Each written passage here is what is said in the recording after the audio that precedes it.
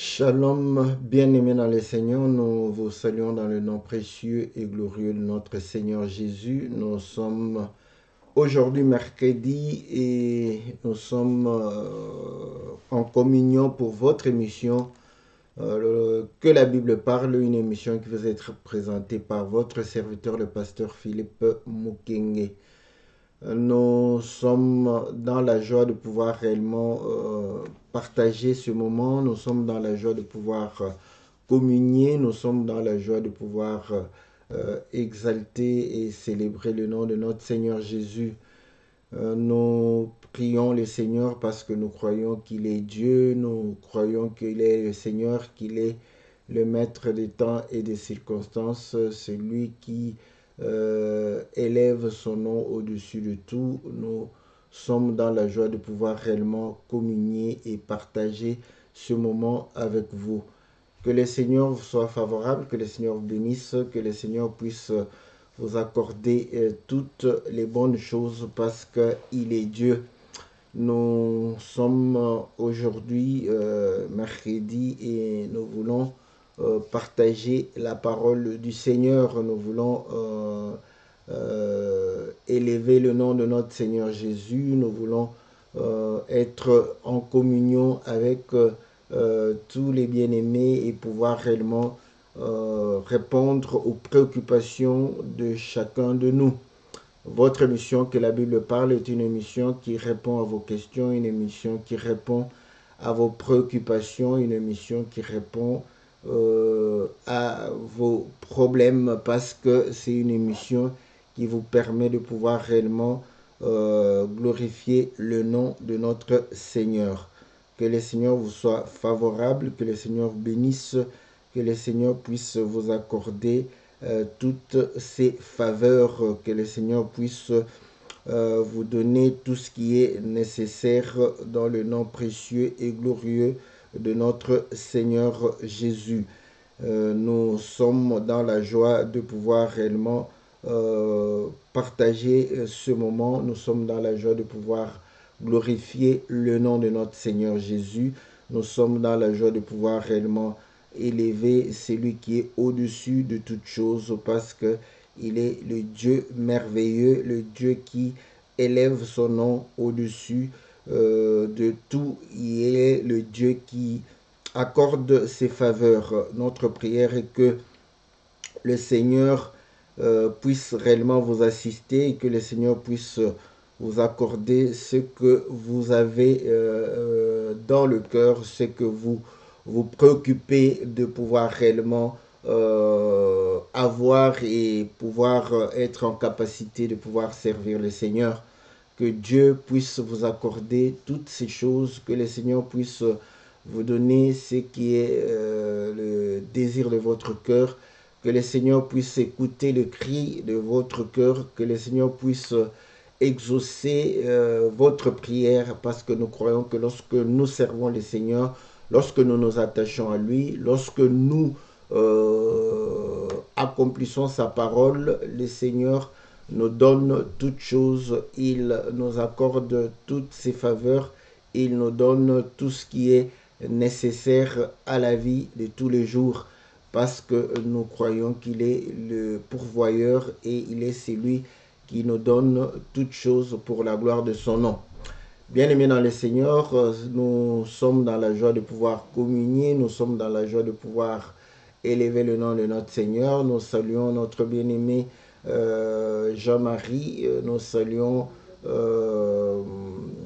la sœur Clarisse, nous saluons le bien-aimé Farid, nous saluons notre ami Kadir, nous saluons le bien-aimé Glory, Emmanuel, nous saluons le frère Pichou, nous saluons notre ami Brian, que le Seigneur vous soit très favorable, que le Seigneur vous bénisse, que le Seigneur puisse vous accorder ses faveurs et qu'il puisse vous accorder l'entendement parce que nous croyons que Dieu est fidèle et il est bon.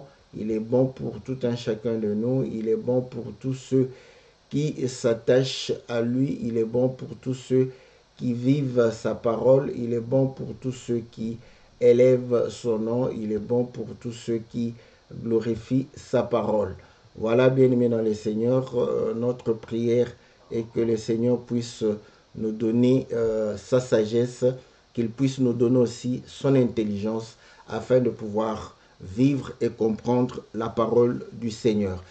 Comme vous le savez, nous venons et répondons à vos questions, et la fois passée, la question nous avait été posée pour pouvoir comprendre et savoir si cela faisait partie de la volonté permissive de Dieu ou cela faisait partie de la volonté parfaite de notre Seigneur. Et nous avons répondu pour pouvoir dire que nous allons pouvoir apporter la réponse, n'est-ce pas, ce mercredi, afin de pouvoir élever et glorifier le nom de notre Seigneur Jésus. Voilà, c'était la question de notre sœur Charlotte Rongo, que le Seigneur la bénisse. Et comme vous le savez, c'est par rapport aussi à la connaissance qu'on a eue ou qu'on a, ou les témoignages ou la confession que nous avons déjà entendu. Et vous allez comprendre que lorsque nous consultons la parole de Dieu, la Bible, ces termes ne sont pas explicites, mais est-ce que ce sont des concepts qui sont dans la parole de Dieu, ou ce sont simplement une manière de pouvoir comprendre les choses de Dieu. Cela est important pour nous de pouvoir saisir et comprendre cela. Donc, lorsque nous parlons de la volonté permissive, donc qu'est-ce que nous entendons par cette volonté permissive de Dieu? Et lorsque nous parlons de la volonté parfaite de Dieu, qu'est-ce qu'on entend par la volonté parfaite de Dieu? Donc, je suppose que si nous définissons pas correctement la volonté permissive de Dieu ou la volonté parfaite de Dieu, l'entendement de ces expressions ou ces termes, j'espère que vous pouvez toujours nous faire parvenir, n'est-ce pas, la compréhension que vous avez de ces expressions. Mais nous croyons que lorsque nous parlons avec les gens, lorsque nous partageons, lorsque nous discutons avec les gens, ils définissent la volonté permissive de Dieu comme étant une sorte de tolérance, une sorte d'acceptation des choses qui ne sont pas agréées par Dieu, des choses qui ne sont pas, voilà, qui ne font pas partie de ce que Dieu définit comme étant bien, donc voilà, mais qui arrive, et voilà, les gens expliquent pour dire que c'est ce que Dieu permet, mais ce n'est pas ce qu'il veut. Je ne crois pas ce qu'on dit, c'est ce qu'il permet, mais ce n'est pas dans sa volonté parfaite. Donc, pour dire que la volonté parfaite, c'est ce que Dieu agrée, ce que Dieu aime, ce que Dieu a prévu, ce que Dieu veut dans l'absolu. Voilà. Mais la volonté permissive, c'est ce qu'il admet, il tolère. En fait, c'est comme si ce n'était pas son premier désir, ce n'était pas ce qu'il avait programmé, donc ce n'était pas ce qui devrait arriver, mais c'est arrivé parce que Dieu a permis. Voilà, donc c'est un peu de cette manière que nous comprenons, où les gens qui partagent ces choses définissent cela. Pourquoi ils le disent, pourquoi ils pensent de cette manière. c'est vrai que vous allez comprendre que nous avons des positions ou une compréhension ou une appréhension des choses de Dieu. Ce n'est pas le fruit du néant, mais il y a certaines écritures, il y a certains faits qui peuvent pousser quelqu'un à pouvoir émettre, n'est-ce pas, de telles voilà, expressions ou avoir de telles positions. Voilà. Donc, je vais lire des écritures qui peuvent facilement voilà, permettre à quelqu'un de définir ou de déclarer que Dieu a une volonté qui tolère. Donc voilà, il y a des choses qui arrivent que Dieu tolère, que Dieu permet, mais qui ne sont pas les choses qu'il voudrait que cela arrive ou que cela puisse s'accomplir dans la vie d'un enfant de Dieu. Et c'est comme ça que nous disons le mal, le péché, la maladie, l'accident, bon, la souffrance, la mort. Généralement, les gens mettent ça dans une volonté permissive de Dieu. Parce que Dieu voudrait que nous puissions vivre, mais voilà, il y a quand même la mort. Il voudrait que nous soyons en bonne santé, mais il y a la maladie. Il voudrait que nous puissions être en sécurité, mais parfois il y a l'accident qui arrive. Il voudrait que nous puissions être dans le bonheur, mais il y a parfois la souffrance, il y a le malheur. Il voudrait que nous puissions vivre dans la sainteté. Cependant, voilà, il y a le péché. Donc voilà ce qui fait que nous puissions parfois déclarer que voilà, ça c'est ce que Dieu permet. Cela arrive, mais cela n'était pas vraiment dans sa volonté. Donc voilà pourquoi on dit que la volonté parfaite de Dieu, c'est voilà, tout en rose, voilà, c'est le paradis, c'est pratiquement cela, c'est que nous pouvons pouvoir réellement définir.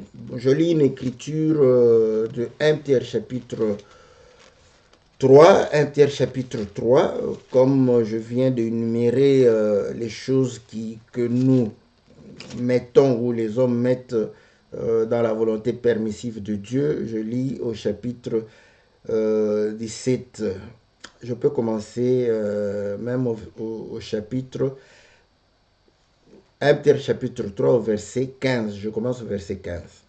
Mais sanctifiez-vous, mais sanctifiez dans vos cœurs Christ le Seigneur, étant toujours prêt à vous défendre avec douceur et respect devant quiconque vous demande raison de l'espérance qui est en vous, ayant une bonne conscience, afin que là même où il vous calomnie, comme si vous étiez des malfaiteurs, ceux qui décrient votre conduite en Christ soient couverts de confusion.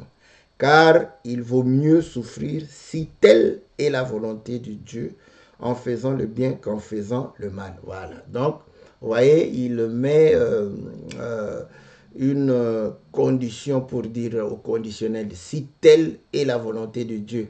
Donc, comme si la volonté de Dieu est que nous ne puissions point souffrir. Normalement, c'est ça. Bon. Maintenant, on dit, bon, si telle est la volonté de Dieu, donc si Dieu permet de pouvoir souffrir, mais il faut souffrir, non pas pour en faisant le mal, mais il faut souffrir en faisant le bien. Ça, c'est une phrase qui peut nous amener à pouvoir définir cette volonté comme une volonté permissive. Et c'est comme ça qu'on peut prendre aussi l'exemple de Job pour dire que voilà, Dieu a permis, n'est-ce pas, au diable de pouvoir toucher Job.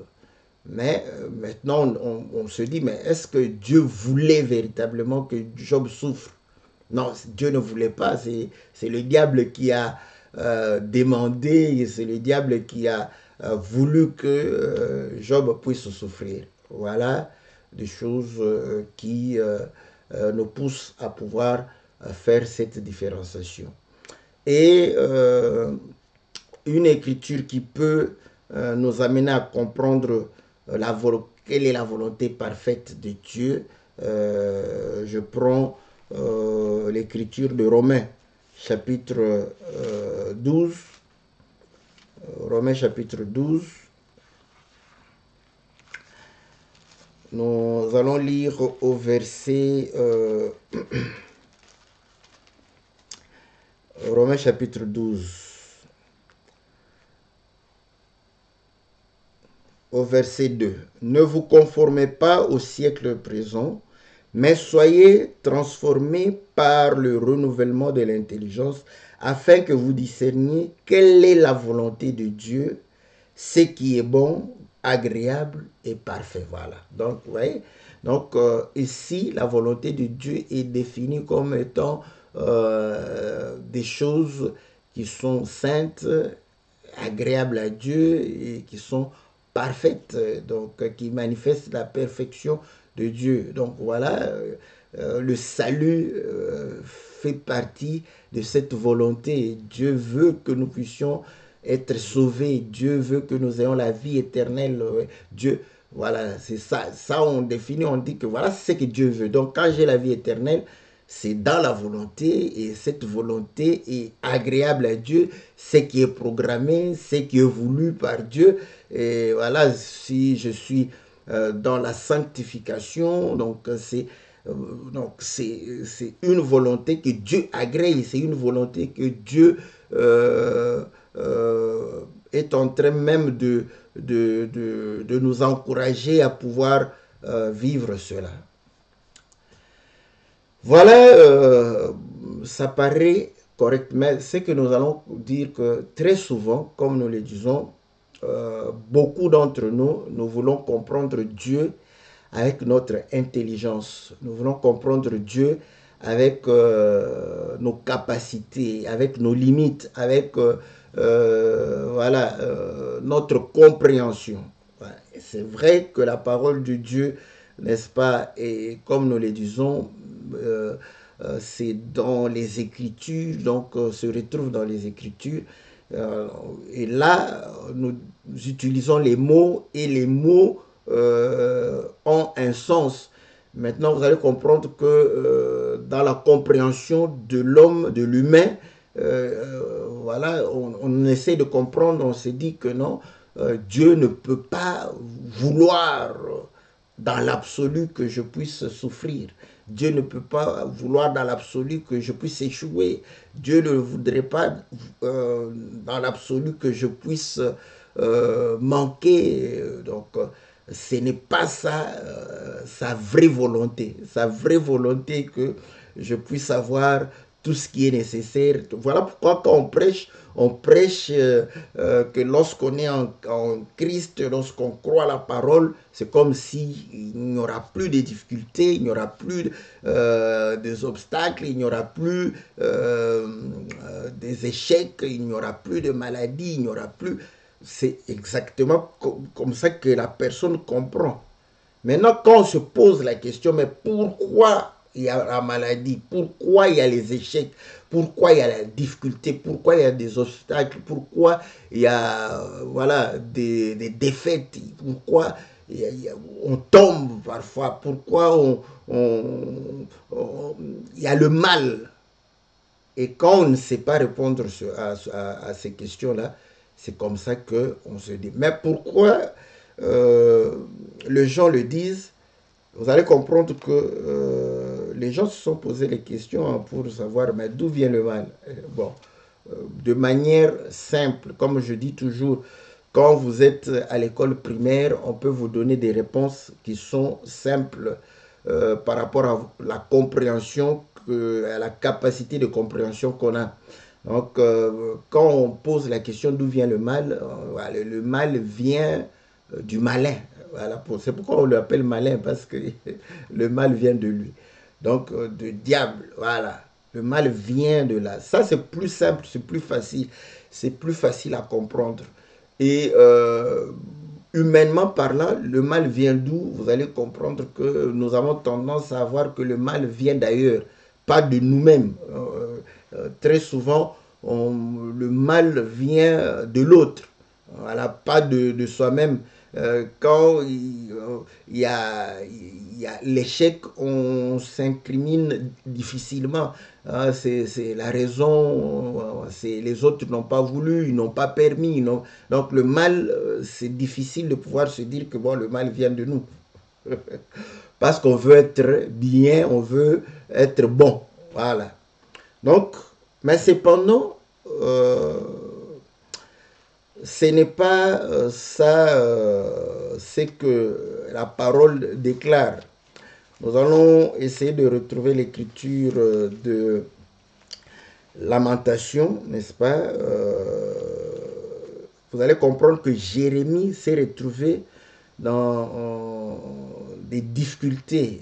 Vous savez que il y a Job qui s'est retrouvé dans des difficultés, il y a Jérémie qui s'est retrouvé dans des difficultés. Ils ont tenu des propos qui montrent que voilà, ils se sont même posé la question par rapport à leur existence parce qu'ils ne comprenaient pas ce qui leur arrivait.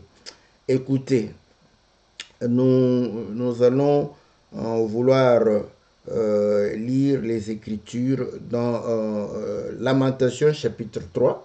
Donc Jérémie qui se trouve dans la souffrance, il va se poser les mêmes questions et il va répondre. Mais la réponse de Jérémie, c'est ce que nous essayons de pouvoir comprendre avec voilà, nos limites. Mais c'est écrit d'abord. Voilà, nous sommes dans Lamentation chapitre 3.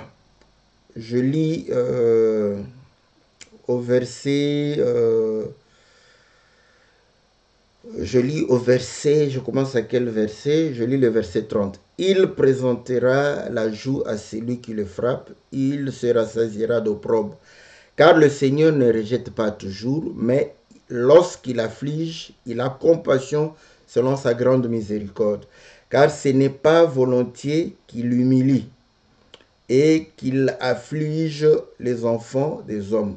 Quand on foule aux pieds tous les captifs du pays, quand on viole la justice humaine à la face du Très-Haut, quand on fait tort à autrui dans sa cause, le Seigneur ne le voit-il pas? Qui dira qu'une chose arrive sans que le Seigneur l'ait ordonné? N'est-ce pas de la volonté du Très-Haut que viennent les maux et les biens? J'applaudis, j'applaudis. Vous voyez? Donc, Jérémie était en souffrance. Jérémie était dans des problèmes. Donc, ne pense pas que tu es le premier à pouvoir avoir, n'est-ce pas, des problèmes. Tu es le premier à faire face à des difficultés. Tu es le premier à pouvoir avoir, n'est-ce pas, des problèmes. Mais Jérémie a passé ces étapes-là. Il va se poser la question. Mais quand il y a de l'injustice, quand on est en train de bafouer le droit des gens honnêtes, des orphelins, des veuves, devant la face de Dieu, parce que Dieu voit, il voit tout. Quand on le fait, ne voit-il pas tout ça? Il voit. Et il dit, lui-même dit, est-ce qu'une chose peut arriver sans que Dieu n'en soit l'auteur, qui n'ait ordonné? Il dit, n'est-ce pas de la volonté du Très-Haut que viennent les maux et les biens? Donc, c'est de la volonté du Très-Haut que viennent les maux et les biens. Ici, il n'a pas partagé, il n'a pas dit une volonté permissive, une volonté parfaite, mais on sait que c'est la volonté de Dieu. Dieu, c'est de sa volonté que viennent les maux et les biens. Donc, le mal, vous voyez, nous avions dit la réponse facile, le mal vient de Satan, du diable, du malin. C'est plus facile à pouvoir comprendre. Et là, on peut avoir beaucoup d'excuses. On peut avoir des excuses comme c'était dans le jardin d'Éden. Vous voyez, quand on a posé la question à Adam, il a dit, bon, c'est la femme. La femme dit, mais c'est les serpents. C'est plus facile de pouvoir rejeter la responsabilité, n'est-ce pas, à l'autre. Mais lorsque le mal vient de Dieu, on est conscient que le mal vient de Dieu. Tu ne vas pas rejeter la faute, n'est-ce pas, à Dieu. Tu ne vas pas te dédouaner parce que ce mal est venu de Dieu. C'est pourquoi je vous dis, la compréhension de la parole de Dieu nous aide à avoir des attitudes ou de comportements qui puissent nous permettre d'accomplir, n'est-ce pas, la parole de Dieu ou la volonté de Dieu. Ouais? Quand on comprend ces choses, on ne va pas fuir ses responsabilités. Quand on comprend ces choses, on ne va pas rejeter la faute à autrui. Quand on comprend ces choses, on ne va pas pouvoir s'excuser à tout moment. Vous comprenez? Si vous comprenez que le mal vient de Dieu, parce que les gens se posent la question, mais le mal vient de Dieu, Dieu est bon, comment le mal va venir de lui? Mets d'abord à côté ce raisonnement. Quand tu comprends que ce mal ici vient de Dieu, l'échec que j'ai connu, c'est Dieu qui a ordonné. Tu ne vas pas te justifier, tu ne vas pas, parce que c'est Dieu, on ne se justifie pas devant Dieu. Tu ne vas pas te dédouaner, tu ne vas pas te dire que non, je ne suis pas responsable. Tu sauras que non, comme cela vient de Dieu, donc la faute est de mon côté. Voilà le bien de tout ça. Ouais? Donc, à ce moment-là, on ne sait pas s'opposer à Dieu, on ne s'oppose pas à Dieu, on ne le blâme pas. Écoutez l'écriture, ouais, dans le livre de Romains, chapitre 9. Ce cas-là, Paul va pouvoir aussi le dire. Nous sommes au verset 14. Que dirions-nous donc? Y a-t-il en Dieu de l'injustice? Loin de là. Ouais? Car il dit à Moïse, je fais miséricorde à qui je fais miséricorde, et j'aurai compassion de qui j'ai compassion. Ainsi donc, cela ne dépend ni de celui qui veut, ni de celui qui court, mais de Dieu qui fait miséricorde. Vous voyez? Donc, ça ne dépend pas de quelqu'un d'autre, ça ne dépend ni du diable, ni des anges, ni de toi, ni de quelqu'un d'autre. Ça dépend de Dieu. Voilà. Car l'Écriture dit à Pharaon, je t'ai suscité à dessein pour montrer en toi ma puissance et afin que mon nom soit publié par toute la terre. Ainsi, il fait miséricorde à qui il veut et il endurcit qui il veut. Tu me diras, pourquoi blâme-t-il encore? Car qui est-ce qui résiste à sa volonté? Voilà. Donc, ici, vous allez comprendre que si la volonté de Dieu est que tu puisses être incrédule, qu'est-ce que tu vas faire? Tu n'as rien à faire. Tu ne peux pas résister à cette volonté-là. C'est ce que Paul est en train de pouvoir dire. À ce moment, nous comprenons que devant l'échec, voilà pourquoi devant une tentation, l'Écriture dit que personne ne dise que Dieu l'a tenté. Mais et pourtant, le mal et le bien viennent de Dieu. Tout ça pourquoi? Parce qu'on sait qu'on ne peut pas condamner Dieu. Dieu ne peut pas être condamné. Nous sommes dans Jacques chapitre 1, au verset 13. Que personne, lorsqu'il est tenté, ne dise c'est Dieu qui me tente, car Dieu ne peut être tenté par le mal et il ne tente lui-même personne. Vous voyez? Donc, c'est juste pour qu'on comprenne que non, non, non, non. Nous n'avons pas à pouvoir dire que non, c'est la faute de Dieu. Pourquoi cette tentation est venue? Pourquoi cette situation est venue? Mais c'est lui qui est le maître des temps et des circonstances. Donc, la chose ne peut pas arriver sans qu'il n'ait ordonné. Donc, ça, c'est ce que nous savons. Voilà. Je reviens dans Romains chapitre 9. Vous allez voir que il dit ceci au verset 20. Ô homme, toi plutôt, qui es-tu pour contester avec Dieu? Le vase d'argile dira-t-il à celui qui l'a formé, pourquoi m'as fait-tu ainsi? Voilà.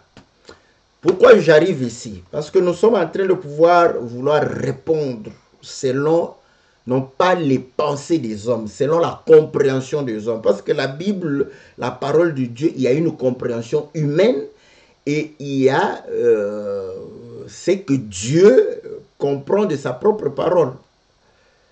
Et le Seigneur Jésus, je crois c'est dans Jean chapitre 5, si je ne me trompe pas, il va dire que les témoignages des hommes n'est rien.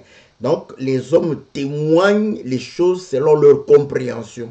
Donc le témoignage des hommes n'est rien, c'est le témoignage de Dieu qui est quelque chose. Voilà pourquoi nous avons toujours dit qu'il faudrait avoir le témoignage de Dieu. Qu'est-ce que Dieu dit de sa propre parole et non c'est que nous pensons de la parole de Dieu. Car Ésaïe chapitre 55 nous démontre que les pensées de Dieu, n'est-ce pas, ne sont pas nos pensées. Ces pensées sont éloignées de nous telles que les cieux sont éloignés de la terre.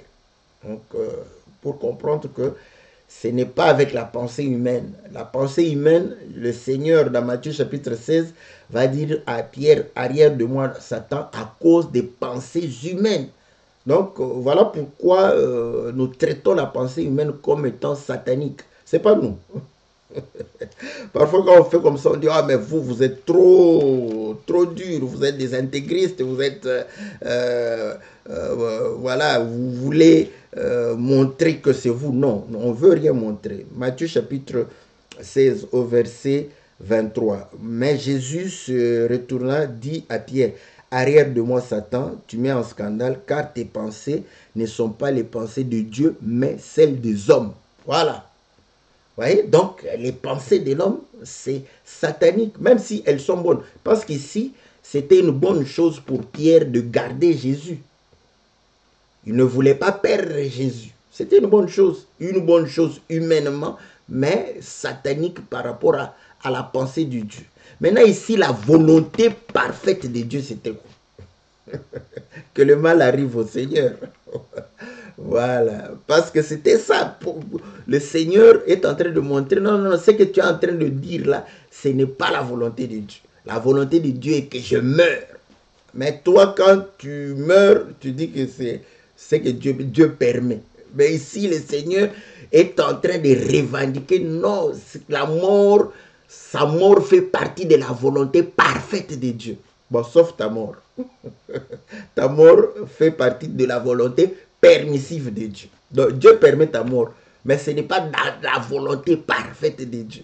Mais la mort de Jésus est dans la volonté parfaite de Dieu. Voilà. Donc, c'est là où nous comprenons qu'il faut comprendre les choses de Dieu par rapport à Dieu lui-même. Écoutez. Donc, vous allez comprendre que les mots viennent de Dieu et le bien vient de Dieu aussi. Là, donc, quand le mal t'arrive, tu n'as à incriminer personne. Tu n'as qu'à pouvoir prendre tes responsabilités et consulter Dieu pour pouvoir, voilà, t'en sortir par rapport à cette situation. Job lui-même a déclaré, Dieu a donné et Dieu a repris. Vous voyez? Donc, vous allez voir que les gens qui étaient dans des problèmes, ils ont compris que tout cela venait de Dieu. La mort des enfants de Job, Job a compris que cela venait de Dieu. Comme nous avions dit ceci, c'est là où nous allons pouvoir prendre une écriture. Parce que les gens croient que les situations qui sont les leurs, quand les difficultés arrivent, quand la détresse arrive, quand les persécutions arrivent, quand le mal arrive, donc c'est ce que Dieu permet. Mais lisons l'écriture dans le livre de Psaume, n'est-ce pas? Psaume 139. Psaume 139.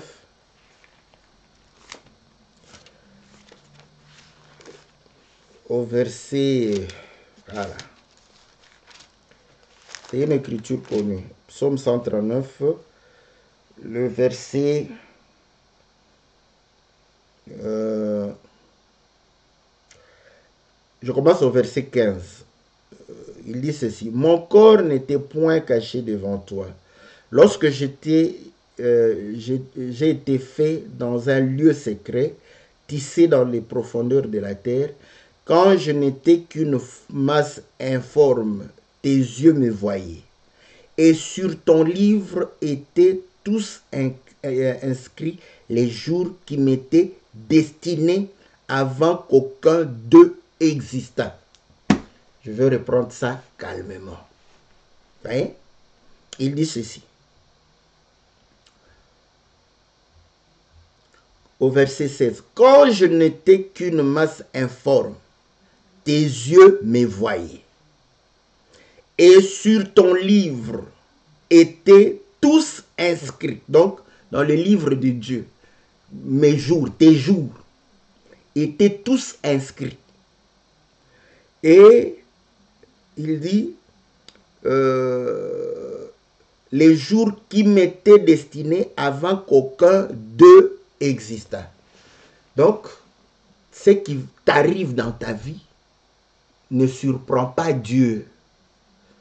Ne surprend pas Dieu. Donc, Dieu n'est pas surpris. Voilà pourquoi vous allez comprendre que l'homme qui est surpris, l'homme qui voit que ce sont des imprévus, voilà, il appelle les imprévus, les choses qu'il n'avait pas programmées, les choses auxquelles il ne s'attendait pas. Il appelle ça, voilà, c'est une permission de Dieu. Dieu a permis, ça ne devrait pas être. C'est ça, c'est que, vous voyez, vous avez une fille qui, voilà, vous dit que non, moi je veux épouser tel homme. Vous ne voulez pas de cet homme-là. Mais bon, comme ce n'est pas vous qui allez vous marier à cet homme, c'est elle qui va se marier. Elle insiste, elle fait des problèmes, elle fait... Après, vous dites, bon, voilà, je ne suis pas d'accord, mais j'autorise. Voilà comment on a pris Dieu, ce Dieu-là, qui a une volonté d'autorisation au moment où il ne voudrait pas que les choses aillent dans ce sens, mais il autorise parce que voilà, les hommes sont incrédules, les hommes ne comprennent pas, les hommes sont têtus. Bon, il permet que les choses arrivent comme ça. Ce Dieu-là, c'est un homme humain. Ce Dieu-là a les mêmes capacités que les hommes. Voilà. C'est comme ça que on peut dire, voilà, je ne voulais pas ce mariage, mais j'ai permis parce que ma fille ou bien mon fils m'a forcé de pouvoir le faire. C'est comme ça que les gens prennent leur pensée, leur façon de raisonner, leur façon d'agir, ils prêtent ça à Dieu. Parce que tu ne savais pas, tu ne sais pas quel homme ta fille va t'amener. Tu ne sais pas quelle fille, quelle femme ton fils va t'amener. Donc, cette femme ou cet homme-là peut ne pas te plaire. Bon, si tu ne veux pas de lui, mais bon, le fils insiste, la fille insiste, tu permets. Bon, comme tu vas dire, ok, nous les parents, vous allez chez les... comme c'est en Afrique, hein, même je crois, vous allez, on dit, bon, est-ce que les parents qui sont ici, sont-ils d'accord? Tu vas dire oui. C'est là où tu appelles, c'est une volonté permissive. J'ai permis, mais je ne voulais pas. Vraiment, si ça ne dépendait que de moi, j'allais dire non. Donc, ta volonté parfaite. C'est comme ça que les gens raisonnent. Mais tous nos jours, donc, rien ne surprend Dieu. Et donc, à ce moment-là, Dieu ne fait pas comme dans un brouillon, il a écrit, après il va effacer pour dire que voilà, bon, je permets quand même le mal lui arrive maintenant. Non, tous tes jours, le jour où tu vas connaître un accident, le jour où le malheur va t'arriver, le jour où tu seras dans des difficultés énormes, dans une incompréhension, le jour où voilà, tu seras devant une tentation. Dieu, tous tes jours sont écrits. Dieu les connaît, Dieu les voit, Dieu n'est pas surpris. Maintenant, vous allez me dire, est-ce que c'est sa volonté ou ce n'est pas sa volonté? Est-ce que c'est parce qu'il permet ou parce que quand vous dites permissif, c'est comme s'il y a eu contrainte. Parce que nous, les hommes, quand on est contraint, on permet. Voilà, c'est comme ça. Vous voyez, les gens pensent à la place de Dieu. Vous voyez, ça, ce n'est vraiment pas la volonté. Vous voyez, la volonté de Dieu, c'est que le pécheur ne meurt pas, mais qu'il se convertit. Mais le pécheur meurt quand même. Maintenant, ça, c'est quoi? Bon, c'est une volonté permissive. Non. Ne réduisons pas Dieu à notre niveau. Ne réduisons pas Dieu, n'est-ce pas, à nos raisonnements. Faisons un effort de voir les choses comme Dieu le voit, de pouvoir témoigner les choses telles que Dieu les témoigne. Vous allez comprendre que cette volonté permissive, c'est une façon polie de pouvoir refuser de croire que nos jours sont prédestinés. Voilà, c'est ça. C'est une façon polie de refuser que tous nos jours ont été prédestinés. C'est comme Dieu, bon, prenons Adam, parce que c'est là, prenons Adam. Ouais, la volonté parfaite de Dieu, c'était quoi? Qu'Adam vive éternellement. Et la volonté permissive, et bon, Adam a péché. Ok. Maintenant, laissons Adam à côté. Comment vous allez comprendre que Dieu puisse avoir un plan de rédemption qui ne fasse pas... le plan de la rédemption fait partie de la volonté, je crois, la rédemption fait partie de la volonté parfaite de Dieu. Mais pour racheter l'homme, l'homme devrait pécher. Donc vous allez comprendre que quand vous prenez le plan de la rédemption, automatiquement vous ne pouvez plus déclarer que la chute de l'homme, c'est quelque chose d'imprévu, c'est quelque chose où Dieu a été forcé d'accepter. Non, c'est dans le plan de Dieu. Mais il va être sauveur comment si l'homme ne chute pas, si l'homme ne tombe pas? Comment il va pouvoir être apporter le salut si il n'y a pas, n'est-ce pas, le péché, il n'y a pas la mort? Donc vous allez comprendre que tout ça va tomber. Donc c'est par accident que Dieu est devenu sauveur. C'est par contrainte qu'il est bon. Écoutez, dans Genèse chapitre 15, hein, vous allez voir que c'est dans la volonté de Dieu. Moi, je dirais que c'est dans la volonté, comme on utilise la volonté parfaite de Dieu. C'est dans sa volonté parfaite. Genèse chapitre... Je ne prends que cet exemple-là, il y a beaucoup d'exemples qu'on peut prendre et démontrer.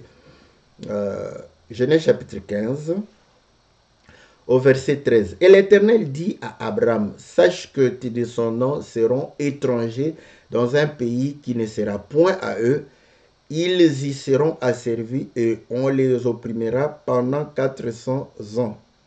Ici, vous voyez, ce n'est pas... il permet, il sait. Il lui dit, sache, je te le dis. Parce que Dieu le savait qu'ils vont aller en Égypte, ils vont être opprimés là-bas. Maintenant, est-ce qu'ils voulaient de leur propre gré aller en Égypte? Non. Lisez la Bible, vous allez voir que ce n'est pas par leur volonté. Et Dieu, comme il regarde, il dit, bon, Israël veut aller en Égypte. Bon, maintenant, bon, ça va, bon, j'accepte qu'ils aillent en Égypte. Non, non, non. Dieu va lui-même, parce qu'il est le maître des temps et des circonstances, il va créer une famine. C'est Dieu qui va créer ça pour forcer Israël à descendre en Égypte. Ça, vous allez dire quoi? C'est volonté permissive, volonté pas. Vous allez comprendre que ce que vous appelez volonté permissive, là, nous croyons, parce que comme vous avez défini volonté parfaite, c'est-à-dire volonté, ce qui est programmé, attendu, ce qui est voulu, n'est-ce pas? Donc, désiré par Dieu. Donc, vous allez... La chute, la descente en Égypte, tout ça, c'est voulu par Dieu, programmé par Dieu, désiré par Dieu. Donc, c'est une volonté parfaite. Donc, vous allez comprendre que Dieu est en train de pouvoir manifester sa volonté. C'est vrai que le salut fait partie de la volonté de Dieu. Et ainsi, pour le salut, nous devons connaître quelle est la volonté de Dieu pour le salut. C'est déjà voilà, manifesté et accomplir cela pour le salut. Mais pour le vécu, vous allez comprendre que pour le vécu, tout ce qui nous arrive, c'est dans la volonté de Dieu. Il faut comprendre ça comme ça. La volonté du salut, la volonté du vécu, voilà, quand c'est le vécu permissif, le salut, volonté parfaite, pour le salut, c'est une volonté que Dieu a révélée, que nous devons comprendre et vivre pour notre salut. Et pour le vécu, nous savons que voilà, quand il y a des problèmes, quand il y a des situations, c'est voulu parce que Dieu est en train de pouvoir réellement voilà, te permettre de faire face à toutes ces choses pour manifester ta nature. Voilà. Il dit, voilà, ils seront asservis et on les opprimera. Mais je jugerai la nation à laquelle ils seront asservis et ils sortiront ensuite avec de grandes richesses. Ouais? Donc rien n'était imprévu, forcé ou voilà, face à une situation qui dépasse, Dieu se dit bon, finalement j'accepte qu'Israël puisse aller en Égypte. Non, c'était programmé. Voilà pourquoi vous allez comprendre que même le fait qu'on ait vendu Joseph, pour vous, vous allez dire quoi? C'était une volonté permissive? Non. Quand Joseph est allé là-bas, il est devenu chef, ses frères sont venus, et quand il s'est révélé à eux, qu'est-ce qu'eux-mêmes ont dit? Oh, Dieu t'a élevé pour que nous puissions être punis. Joseph va dire non, non, non, non. Dieu m'a fait précéder ici pour votre salut. Oui? Donc il a compris que c'était dans la volonté parfaite de Dieu. Bon, vous voulez être les Joseph de vos familles, mais vous ne voulez pas subir ce que Joseph a subi. Et là, ce n'est pas dans la volonté parfaite de Dieu. Seulement la volonté parfaite de Dieu, c'est quand Joseph est élevé, il est gouverneur de l'Égypte, c'est là la volonté parfaite. Mais quand il était en prison, ça, ce n'était pas la volonté parfaite de Dieu. Voilà pourquoi vous allez comprendre que toutes ces choses-là, parce que ces choses parlaient de Christ. Donc il fallait, c'était dans la volonté. Comme le Seigneur a dit à Pierre, arrière de moi Satan. Donc il fallait qu'il puisse souffrir. D'où Joseph devrait aussi souffrir, dans la volonté parfaite de Dieu. Donc vous allez comprendre, si vous comprenez les choses de Dieu, vous n'allez pas vous dédouaner, vous n'allez pas, voilà, pour dire que bon, voilà, ça, Dieu a permis, ouais, Dieu a permis, hein. Dieu a permis qu'on puisse tomber, Dieu a permis qu'on puisse pécher. Si tu pêches, peut-être que Dieu veut t'écarter dans ces choses, hein, voilà. C'est comme ça. Demandez à Esaü. Ok, allons-y. La volonté parfaite, parce que Romain est en train de pouvoir dire, là on était, Romain chapitre 9, n'est-ce pas? Romain chapitre 9, au verset 12.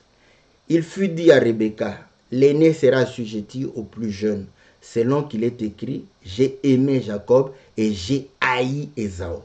Quelle était la volonté parfaite de Dieu? Il a aimé Jacob, il a haï Ésaü.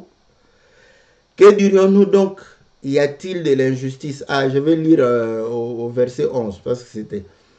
Car quoique les enfants, au verset 10, et de plus, il en fit ainsi de Rebecca qui conçut d'un seul Isaac, notre père, car quoique les enfants ne fussent pas encore nés, et qu'ils n'eussent fait ni bien ni mal, afin que le dessein d'élection de Dieu subsistât sans dépendre des œuvres et par la seule volonté de celui qui appelle.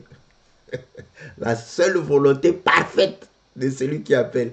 Donc ce qui arriva à Ésaü, c'était la volonté parfaite de Dieu. Ce n'était pas la volonté permissive. Il est allé chasser, il a eu faim. Pourquoi? Parce que il faut que la parole s'accomplisse. Vous voulez que la parole s'accomplisse comment? Dieu était forcé maintenant. Et pourtant, Dieu lui-même a dit que c'est l'aîné qui sera assujetti. Ils n'étaient pas même nés. Vous voyez, ils étaient encore masse informes. Il avait déjà choisi avant qu'il naisse. Il a dit que voilà. Mais maintenant, comment ça va s'accomplir? Il est allé chasser. Il est revenu affamé. Et l'autre a préparé la soupe. Vous croyez que ce sont les circonstances qui ne dépendent pas de Dieu. Dieu a créé ces circonstances-là. Et celui-là, est-ce que sa maman lui avait dit que non, c'est toi qui as le droit de naître? Bon, ce n'est pas écrit. Mais dès que son frère qui a faim, lui demande, et en plus jumeaux, vous savez que les jumeaux s'aiment beaucoup. Ils partagent tout. Voilà pourquoi on leur achète les mêmes habits. On leur achète, n'est-ce pas, les mêmes chaussures, même cartable. On veut qu'ils soient dans une même classe, même école. Voilà, on leur achète les mêmes jouets. Donc voilà, ils doivent faire tout ensemble. On les force à s'aimer. Mais c'était son jumeau. Comprenez que son jumeau là, il dit non, non, non, non, non. Aujourd'hui, si tu acceptes de me donner le droit de naissance, mais pourtant, frère, jumeau, si j'allais encore comprendre que Ésaü soit âgé de 2 ans, Jacob plus âgé de 2 ans que Jacob, et que Jacob soit un peu jaloux du fait qu'il est plus jeune, de quelques heures, parce que les jumeaux c'est ça, de quelques heures. Ésaü est né de quelques heures. Jacob dit non, non, non, ça lui préoccupait d'être né. C'est là où je vous dis que cessons de croire, n'est-ce pas, à un Dieu qu'on a humanisé. Voilà, les hommes humanisent Dieu. Donc, parce qu'ils trouvent que non, non, non, vous voyez, hein, Dieu est bon, est-ce que le mal peut venir de Dieu? Non, le mal ne vient pas. Il permet seulement, il permet. Ce langage-là les console pour dire que voilà. Mais n'avez-vous pas lu que Dieu envoya un esprit mauvais hein, dans Saoul? Et l'Écriture dit un esprit mauvais venant de Dieu. Ça troublait certains disciples d'un prophète du temps de la fin qui est en Afrique là-bas. Ils ont dit non, non, non, non, brûlez toutes les Bibles de Louis II, brûlez-les. Un mauvais esprit ne peut pas venir de Dieu. Ça les a troublés. Parce que pour eux, voilà, ça ne peut pas venir de Dieu. Le mauvais esprit, ça ne peut. Mais bon, au commencement, Dieu était seul. D'où viennent tous ces mauvais esprits-là? D'où viennent? Ils se sont créés eux-mêmes. C'est lui qui vit par lui-même. Il est le seul à vivre par lui-même. Commençons, raisonnons quand même. Maintenant, il les a créés. Vous allez me dire comment? Il les a créés, ils étaient des anges, ils étaient bons. Et Dieu a été surpris. Un jour, rébellion chez lui. Comme dans un pays d'Afrique, là. Rébellion et voilà, les gens ont pris les armes. Il a été surpris. Ah, mais comment vous vous rébellez? Hein? Qu'est-ce que je vous ai fait? Vous n'êtes pas content ici. On vous a tout donné. Vous croyez que c'est comme ça que Dieu a raisonné? Il le savait depuis. Quand il les a créés, il savait ceux-ci vont se rebeller. Ils vont se rebeller. Et je vais faire des choses pour qu'ils se rebellent. Dieu fait cela sans être fautif. Hein? C'est ça le problème. Parce que toi, quand tu le fais, tu es fautif. Pas Dieu. Parce qu'on n'a pas le temps de pouvoir réexpliquer encore tout ceci. Ouais. Voyez, Aman, hein, Aman qui a voulu tuer les Juifs. Son élévation l'a conduit dans la ruine. C'est ça. Est-ce que c'est mauvais? Dieu a élevé. Est-ce que c'est mauvais d'élever? Non, il élève. C'est pourquoi aussi beaucoup de gens, quand Dieu les élève, est-ce que Dieu est fautif quand il t'élève? Mais quand il comprend que toi, en toi, il y a l'iniquité, il va t'élever pour que cette iniquité soit manifeste et puis tu vas chuter. C'est comme ça qu'il fait. Bon, voilà comment les choses devraient être. Donc, quand on comprend ces choses, vous allez comprendre que tout ce qui nous arrive, c'est dans la volonté de Dieu.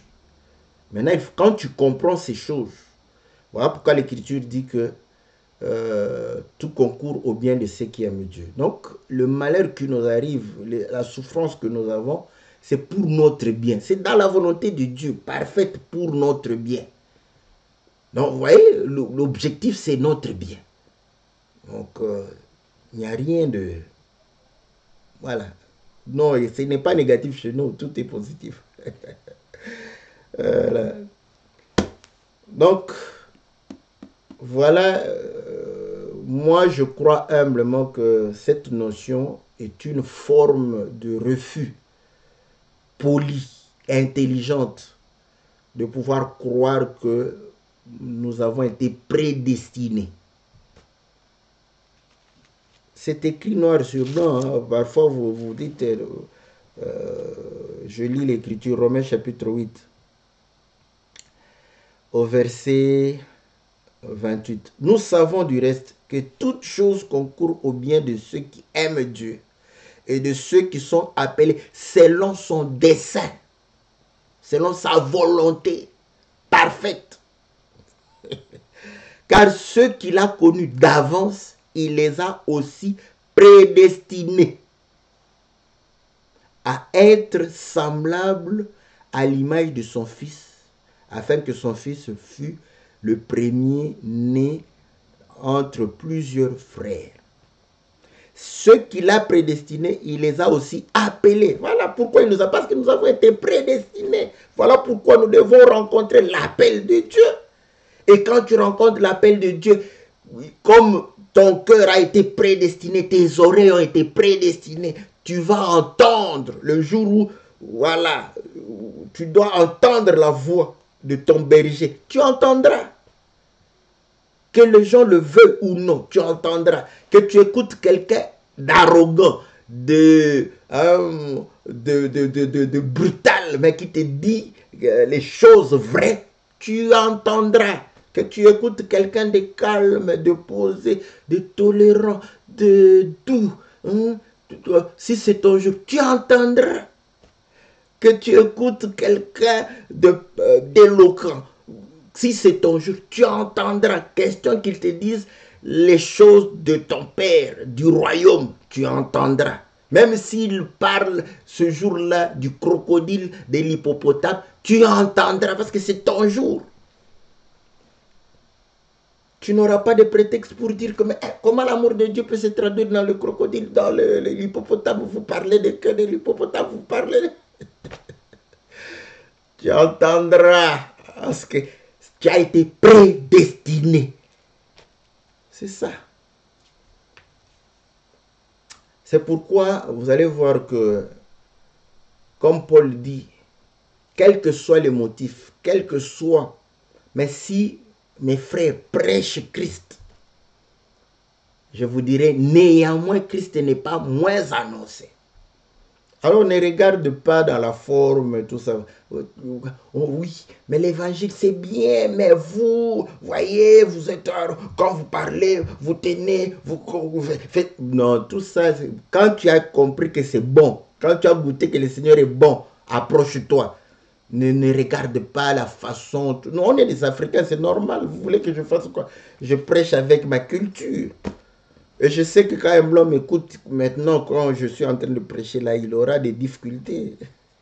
C'est pourquoi j'ai toujours dit, le jour où je ferai face, n'est-ce pas, à un auditoire où je sais que c'est composé des Européens, je vais changer ma manière, je vais changer mes exemples, je vais changer parce que je dois leur parler, n'est-ce pas, par rapport à leur réalité de notre Seigneur et du royaume. Voilà, donc voilà, bien-aimés dans le Seigneur, ce que nous avions à pouvoir parler aujourd'hui. Que le Seigneur vous soit favorable. Nous allons pouvoir, n'est-ce pas, nous retrouver lundi pour l'émission Louons l'Éternel et le mardi et le mercredi pour l'émission Que la Bible parle. Que le Seigneur vous bénisse. Envoyez-nous vos questions, posez-les. On est là, disposé à pouvoir réellement partager la parole du Seigneur. Que le Seigneur vous bénisse, que le Seigneur vous soit favorable et que le Seigneur puisse vous assister en toutes choses. Nous prions ainsi dans le nom puissant et glorieux de notre Seigneur Jésus. Amen.